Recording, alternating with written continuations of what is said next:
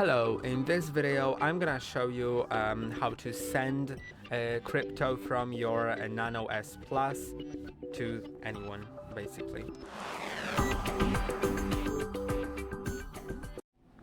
So you'll need to either use the desktop app or your mobile Android phone to do it. In the Ledger Live app, you'll see send option. In the app, like on the mobile device, it looks a little bit different. I believe it's like, yeah, it's in the wallet, you have send here. Now you'll need to select the account to debit, then the recipient's address. So I'll just enter it shortly, and the tag or memo also will be great if you could just enter it if you need it. So it is needed for things like the exchange accounts, which need tags or memos to differentiate who has sent the money. And yeah, I'll get back to you shortly when I enter the address.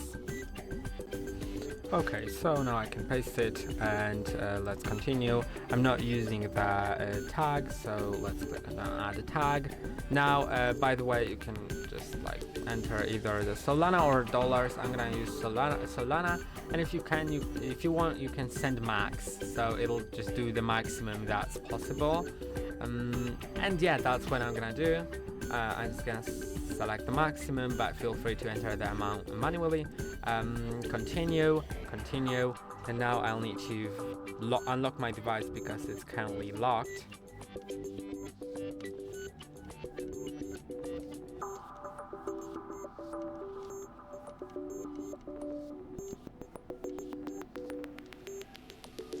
And now let's retry.